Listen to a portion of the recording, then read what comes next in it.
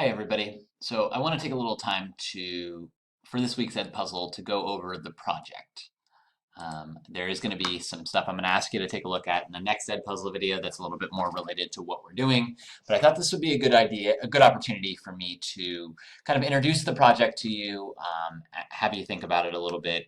In the questions for the Ed Puzzle, I'm actually going to ask you to reflect on some things that you might be interested in. And from there, we will talk a little bit more about this on Monday, but this will be a good introduction.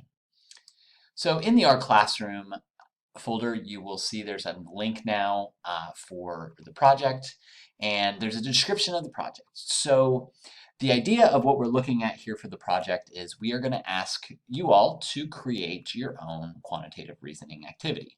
We've had lots of opportunities to solve, I don't know, 100 or so of these problems, maybe more, maybe a little bit less, but we've solved a lot of these on Jamboards. But now it's your turn to kind of create your own story or your own situation. We've got some resources to help you with that.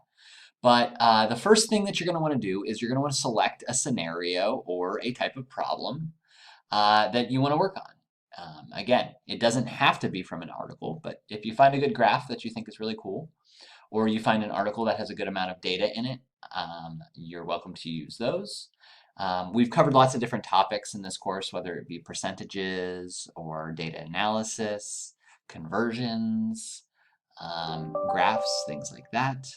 So I do ask that you just kind of take a look through here and see what you find. So here's some great websites. The Pudding is a database website. You can see that it's a bunch of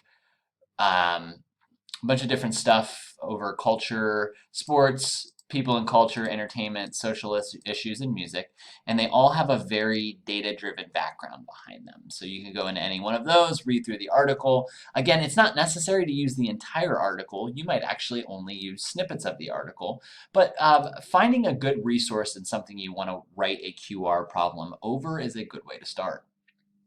538 is a New York Times based or ABC news-based website. Again, politics, sports, science are kind of their focuses. You can go to any one of these and they will have a lot of data-driven articles for you, and you can select snippets of those and see if we can come up with some QR exercises based off of those.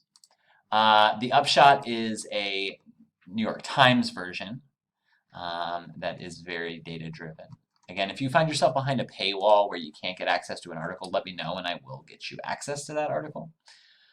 Finally, Reddit is a big kind of conglomerate of a bunch of different websites, but Data is Beautiful has some really nice visual representations of different situations, and it changes on the day. Now, I would say you're going to want to make sure you save one of these files because you're going to have to link back to it. So start by finding yourself a article or area that you felt like you like. From there, see if you can come up with some questions based off of those that are similar to the types of stuff that we worked on in QR. Now, if you have questions about making your project questions, let me know. I understand it can sometimes be difficult, but this is a good way to kind of start thinking full circle about the way this works. If you want to look at some examples of some things that students have come up with before, so here's an article on Ohio Stadium beer sales and then some questions about them. There's a bunch of different answers of different types for this.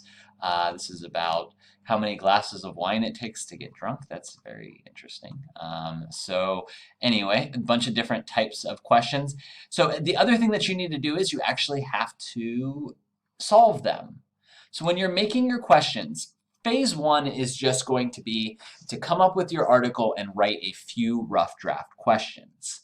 When we get into phase two of the project, I'm going to look over your questions in your rough draft, make sure that they're adequate, maybe tell you whether you need to add or take some things away. And then after that, you're going to just kind of update that based off the feedback that I give you. And then you're going to submit a final version. There will be a blank version with the questions, and then there's a second version where you actually solve those problems. So if you take a look at this one, again, you can see we have our article here, which you will, or your scenario that you present, and then you will have a blank version of your questions. and then you will have an answer key to your solutions attached at the end. Again, the answer key is not required for the first draft, but it is for the second. The initial version, the rough draft, is due this upcoming Friday, July 30th, and then I will grade them over the weekend, and then you will have until the following Friday to complete it. Please note, if you do not get your rough draft in by Friday, you will immediately be losing 10 points. This project is worth a total of 100 points. 100 points makes up 10% of your overall grade. So going into the final, we only got about a week and a half left, a couple weeks left. You want to make sure this is a really nice way to get a little boost on your grade going into the final exam. So I'm going to encourage you to go check things out. You don't have to use these websites. You can go look elsewhere if you want to.